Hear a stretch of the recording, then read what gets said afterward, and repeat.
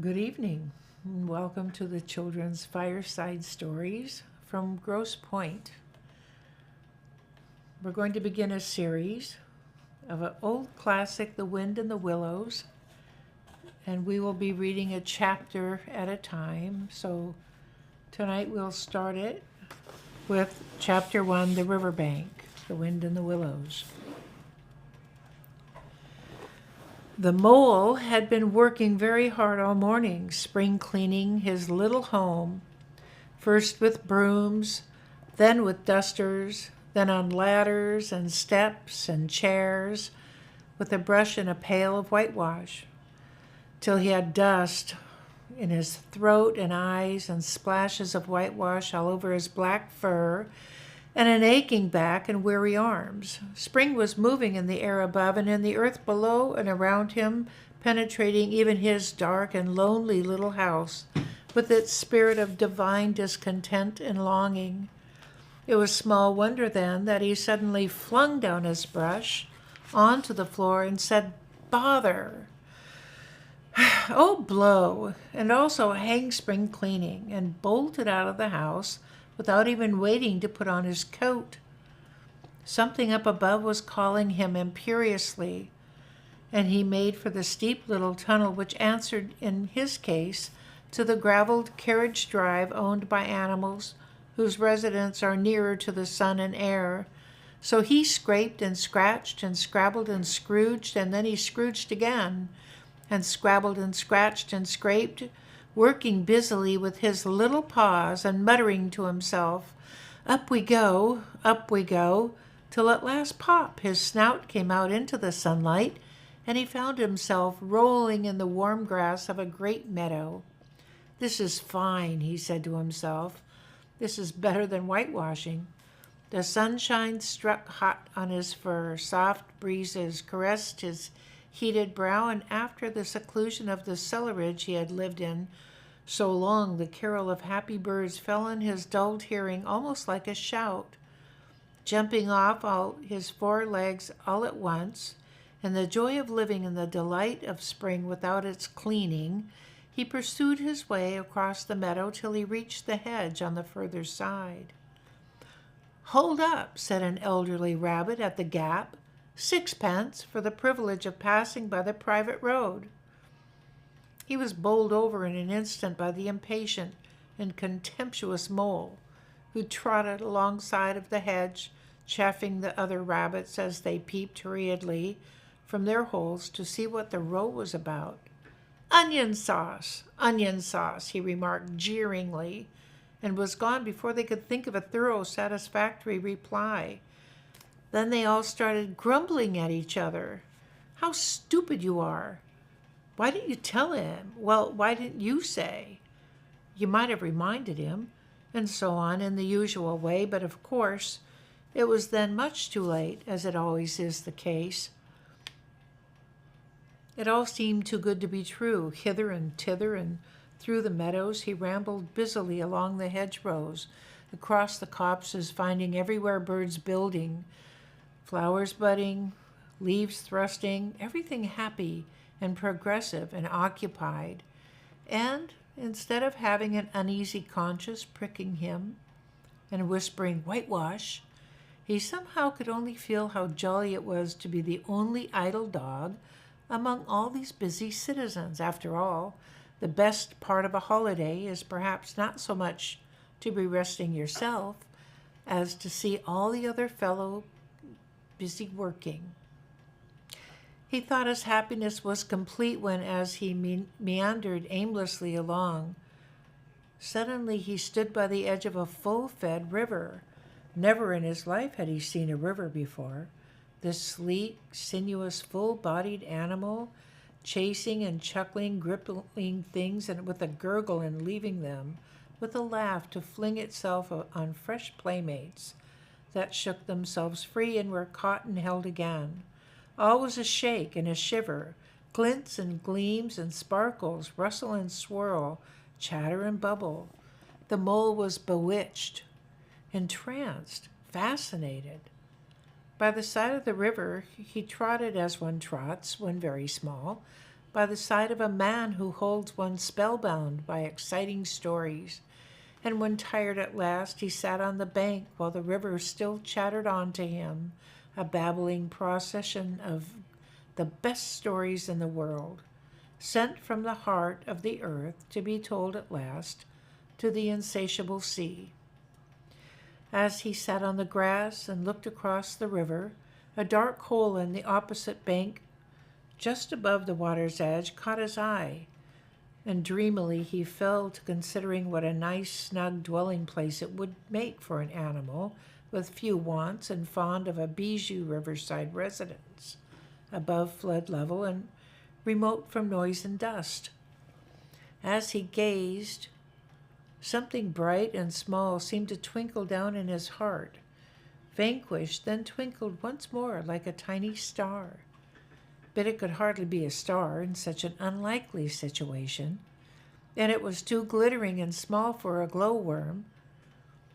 Then as he looked, it winked at him, and so declared itself to be an eye, and a small face began gradually to grow up round it, like a frame round a picture, a brown little face with whiskers, a grave round face, with the same twinkle in its eye that had first attracted his notice, small, neat ears, and thick, silky hair.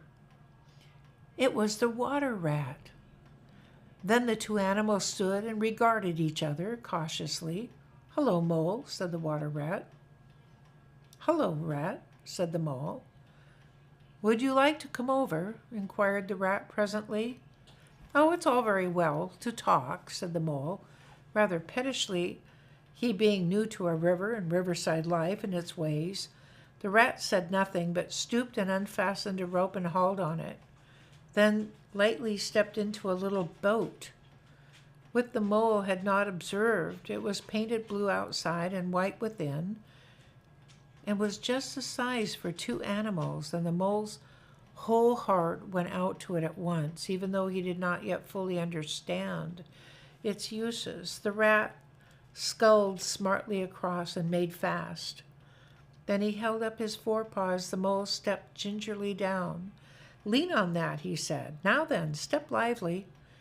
And the Mole, to his surprise and rapture, found himself actually seated in the stern of a real boat. "This has been a wonderful day," said he, as the rat shoved off and took to the sculls again. "Do you know, I've never been in a boat before in all my life." "What?" cried the rat, open-mouthed. "Never been in a... You never... Well, what have you been doing then?" "It is so nice as all that?" asked the Mole shyly, though he was quite prepared to believe it, as he leant back in his seat and surveyed the cushions, the oars, the rowlocks, and all the fascinating fittings, and felt the boat sway lightly under him. "Nice?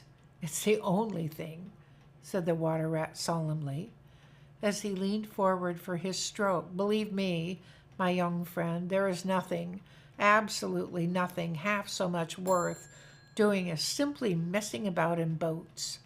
Simply messing," he went on dreamily, "messing about in boats, messing."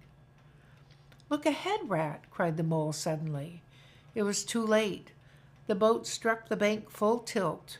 The dreamer, the joyous oarsman, lay on his back at the bottom of the boat, his heels in the air.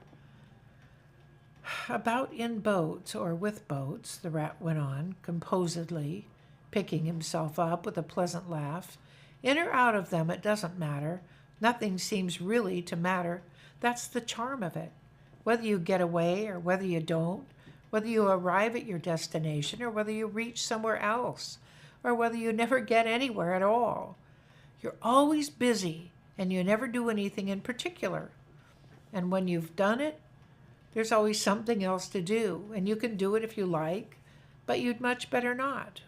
Look here, if you've really nothing else on hand this morning, supposing we drop down the river together and have a long day of it." The Mole waggled his toes from sheer happiness, spread his chest with a sigh of full content. and leaned back blissfully into the soft cushions. What a day I'm having. Let us start at once. Hold hard a minute, then, said the rat.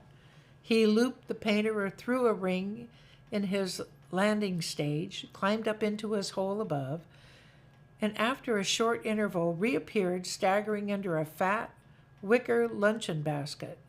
Shove that under your feet, he observed to the mole as he passed it down into the boat. Then he untied the painter and took the sculls again. What's inside it? Asked the mole, wriggling with curiosity. Well, there's cold chicken inside it, replied the rat briefly. Cold tongue, cold ham, cold beef, pickled gherkins, lad French rolls, cress and wedge, spotted meat, ginger beer, lemonade, soda water. Oh, stop, stop, cried the mole in ecstasy. This is too much. Do you really think so? Inquired the rat seriously. It's only what I always take on these little excursions, and the other animals are always telling me that I'm a mean beast and cut it very fine. The mole never heard a word he was saying, absorbed in the new life he was entering upon, intoxicated with the sparkle, the ripple, the scents and the sounds and the sunlight. He trailed upon the water and dreamed long waking dreams. The water rat, like the good fellow he was, sculled steadily on and forbore to disturb him. I like your clothes awfully, old chap, he remarked after some half an hour or so had passed. I'm going to get a black velvet smoking suit myself some day, as soon as I can afford it. I beg your pardon, said the mole, pulling himself together with an effort. You must think me very rude, but all this is so new to me. This is a river. The river, corrected the rat. And you really live by this river. What a jolly life. By it, and with it, and on it, and in it, said the rat. It's brother and sister to me, my aunts, and company, and food, and drink, and, naturally, washing. It's my world, and I don't want any other. What it hasn't got is not worth having, and what it doesn't know is not worth knowing. Lord, the times we've had together, whether in winter or summer, spring or autumn, it's always got its fun and its excitement. When the floods are in February and my cellars and basement are brimming with drink that's no good to me, and the brown water runs by my best bedroom window, or again when it all drops and shows patches of mud that smells plum cake, and the rushes and weed clog the channels, and I can potter about dry-shod over most of the bed of it and find fresh food to eat, and things careless people have dropped out of boats. But isn't it a bit dull at times? The mole ventured to ask. Just you and the river? No one else to pass a word with? No one else to... Well, I mustn't be hard on you, said the rat with forbearance. You're new to it, and of course you don't know. The bank is so crowded nowadays that many people are moving away altogether. Oh no, it isn't what it used to be at all. Otters, kingfishers, dabchicks, moorhens, all of them, about all day long and always wanting you to do something, as if a fellow had no business of his own to attend to.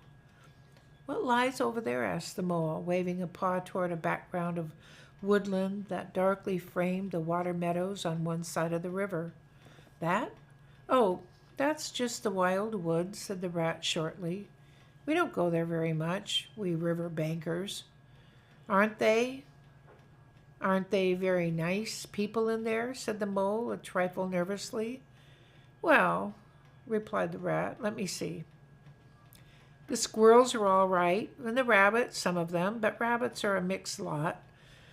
And there's the badger, of course. He lives right in the heart of it. Wouldn't live anywhere else, either, if you paid him to do it. Dear old badger. Nobody interferes with him. They'd better not, he added significantly. Why, who should interfere with him? Asked the mole. Well, of course there are others, explained the rat in a hesitating sort of way. Weasels and stoats and foxes and so on.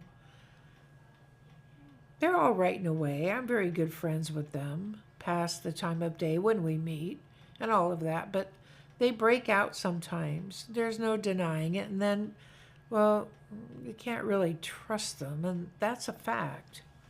The mole knew well that it is quite against animal etiquette to dwell on possible trouble ahead or even to allude to it, so he dropped the subject. And beyond the wild wood again, he asked, where it's all blue and dim and one sees what may be hills, or perhaps they mayn't. Something like the smoke of towns, or is it only cloud drift? Beyond the wild wood comes the wild world, said the rat. And that's something that doesn't matter, either to you or me. I've never been there, I'm never going, nor you either, if you've got any sense at all. Don't ever refer to it again, please. Now then, here's our backwater at last, where we're going to lunch. Leaving the main stream, they now passed into what seemed at first sight like a little landlocked lake. Green turf sloped down to either edge. Brown, snaky tree roots gleamed below the surface of the quiet water, while ahead of them the silvery shoulder and foamy tumble of a weir, arm in arm with a restless, dripping mill wheel that held up in its turn a gray-gabled mill house. It filled the air with a soothing murmur of sound, dull and smothery, yet with little clear voices speaking up cheerfully out of it at intervals. It was so very beautiful that the mole could only hold up both forepaws and gasp, "Oh my, oh my, oh my." The rat brought the boat alongside the bank, made her fast, helped the still awkward mole safely ashore, and swung out the luncheon basket. The mole begged as a favor to be allowed to unpack it all by himself, and the rat was very pleased to indulge him and to sprawl at full length on the grass and rest, while his excited friend shook out the tablecloth and spread it, took out all the mysterious packets one by one, and arranged their content in due order, still gasping, "Oh my, oh my," at each fresh revelation. When all was ready, the rat said, "Now, pitch in, old fellow." And the mole was indeed very glad to obey, for he had started his spring cleaning at a very early hour that morning, as people will do, and had not paused for a bite of sup. And he had been through a very great deal since that distant time, which now seemed so many days ago. "What are you looking at?" said the rat presently, when the edge of their hunger was somewhat dulled, and the mole's eyes were able to wander off the tablecloth a little. "I'm looking," said the mole, "at a streak of bubbles that I see traveling along the surface of the water. That is a thing that strikes me as funny." "Bubbles? Uh-oh," said the rat, and chirruped cheerily in an inviting sort of way. A broad, glistening muzzle showed itself above the edge of the bank, and the otter hauled himself out and shook water from his coat. "Greedy beggars," he observed, making for the provender. "Why didn't you invite me, Ratty?" "This was an impromptu affair," explained the rat. "By the way, my friend, Mr. Mole."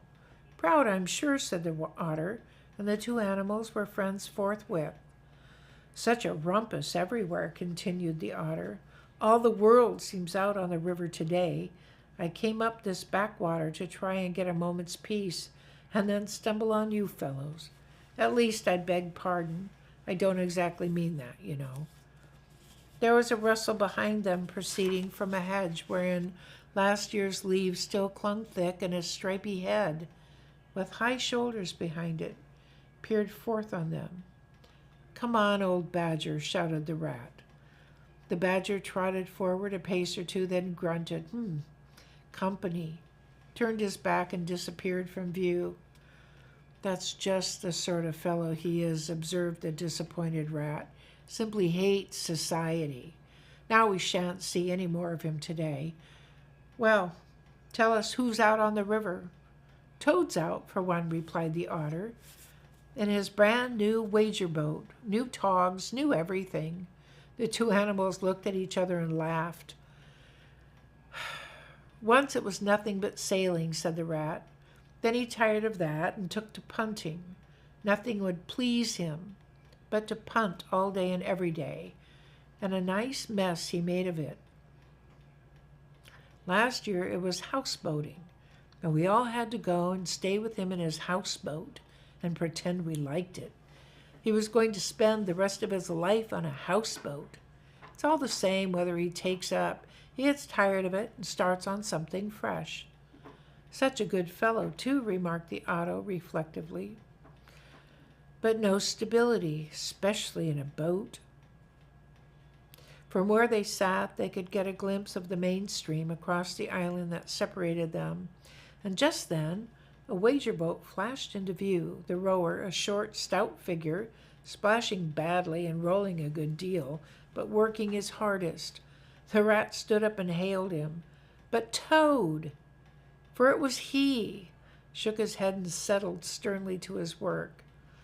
He'll be out of the boat in a minute if he rolls like that, said the rat, sitting down again. Of course he will, chuckled the otter. Did I ever tell you that good story about Toad and the lock keeper? It happened this way. Toad, an errant mayfly, swerved unsteadily athwart the current in the intoxicated fashion affected by young bloods of mayflies seeing life. A swirl of water and a kloop, and the mayfly was visible no more. Neither was the otter. The mole looked down. The voice was still in his ears, but the turf whereon he had sprawled was clearly vacant. Not an otter to be seen as far as the distant horizon. But again there was a streak of bubbles on the surface of the river. The rat hummed a tune, and the mole recollected that animal etiquette forbade any sort of comment on the sudden disappearance of one's friend at any moment, for any reason or no reason whatever. Well, well, said the rat, I suppose we ought to be moving. I wonder which of us had better pack the luncheon basket. He did not speak, as if he was frightfully eager for the treat. Oh, please, let me, said the mole. So, of course, the rat let him. Packing the basket was not quite such pleasant work as unpacking the basket. It never is. But the mole was bent on enjoying everything. And although just when he had got the basket packed and strapped up tightly, he saw a plate staring up at him from the grass, and when the job had been done again, the rat pointed out a fork, which anybody ought to have seen, and last of all, behold, the mustard pot, which he had been sitting on without knowing it. Still, somehow, the thing got finished at last without much loss of temper. The afternoon was getting low as the rat sculled gently homeward in a dreamy mood, murmuring poetry things over to himself and not paying much attention to Mole. But the mole was very full of lunch and self-satisfaction and pride and already quite at home in a boat, so he thought, and was getting a bit restless besides, and presently he said, Ratty, please, I want to row, now. The rat shook his head with a smile. Not yet, my young friend. Wait until you've had a few lessons. It's not so easy as it looks. The mole was quiet for a minute or two, but he began to feel more and more jealous of Rat, sculling so strongly and so easily along, and his pride began to whisper that he could do it every bit as well. He jumped up and seized the sculls so suddenly that the rat, who was gazing out over the water and saying more poetry things to himself, was taken by surprise and fell backwards off his seat with his legs in the air for the second time, while the triumphant mole took his place and grabbed the sculls with entire confidence. Stop it, you silly ass, cried the rat from the bottom of the boat. You can't do it. You'll have us over. The mole flung his sculls back with a flourish and made a great dig at the water. He missed the surface altogether. His legs flew up over his head, and he found himself lying on top of the prostrate rat. Greatly alarmed, he made a grab at the side of the boat, and the next moment, sploosh! Over went the boat, and he found himself struggling in the river. Oh my, how cold the water was, and oh, how very wet it felt. How it sang in his ears as he went down, down, down. How bright and welcome the sun looked as he rose to the surface, coughing and sputtering. How black was his despair when he felt himself sinking again. Then a firm paw gripped him by the back of his neck. It was the rat, and he was evidently laughing. The mole could feel him laughing, right down his arm and through his paw, and so into the mole neck. The rat got a hold of a skull and shoved it under the mole's arm. Then he did the same by the other side of him, and swimming behind, propelled the helpless animal to shore, hauled him out, set him down on the bank, a squashy, pulpy lump of misery. When the rat had rubbed him down a bit and wrung some of the wet out of him, he said, "Now then, old fellow, trot up and down the towing path as hard as you can, till you're warm and dry again, while I dive for the luncheon basket." So the dismal mole, wet without and ashamed within, trotted about till he was fairly dry, while the rat plunged into the water again, recovered the boat, righted her, made her fast, fetched his floating property to shore by degrees, and finally dived successfully for the luncheon basket and struggled to land with it. When all was ready for a start once more, the mole, limp and dejected, took his seat in the stern of the boat, and as they set off, he said in a low voice, broken with emotion, "Ratty, my generous friend, I'm very sorry indeed for my foolish and ungrateful conduct. My heart quite fails me when I think how I might have lost that beautiful luncheon basket. Indeed, I have been a complete ass, and I know it. Will you overlook it this once and forgive me, and let things go on as before?" "That's all right, bless you," responded the rat cheerily. "What's a little wet to a water rat? I'm more in the water than out of it most days. Don't you think any more about it. And look here, I really think you had better come and stop with me for a little time. It's very plain and rough, you know, not like Toad's house at all, but you haven't seen that yet. Still, I can make you comfortable, and I'll teach you to row and to swim, and you'll soon be as handy on the water as any of us." The mole was so touched by his kind manner of speaking that he could find no voice to answer him, and he had to brush away a tear or two with the back of his paw. But the rat kindly looked in another direction, and presently the mole's spirit revived again, and he was able to give some straight back talk to a couple of moorhens who were sniggering to each other about his bedraggled appearance.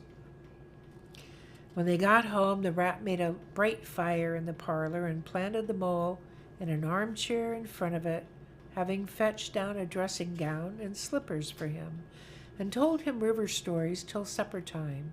Very thrilling stories they were, too, to an earth-dwelling animal like the mole. Stories about weirs and sudden floods and leaping pike and steamers that flung hard bottles. At least bottles were certainly flung, and from steamers, so presumably by them, and about herons, in particular they were whom they spoke to, and about adventures down drains, and night fishing with otter, or excursions far afield with badger. Supper was a most cheerful meal, but very shortly afterwards a terribly sleepy mole had to be escorted upstairs by his considerate host to the best bedroom, where he soon laid his head on his pillow in great peace and contentment, knowing that his new-found friend, the river, was lapping the sill of his window. This day was only the first of many similar ones for the emancipated mole, each of them longer and fuller of interest as the ripening summer moved onward. He learnt to swim and to row, and entered into the joy of running water, and with his ear to the reed stems he caught at intervals something of what the wind went whispering so constantly among them. Chapter 1, the end. We'll continue this until we get through the book. Thank you.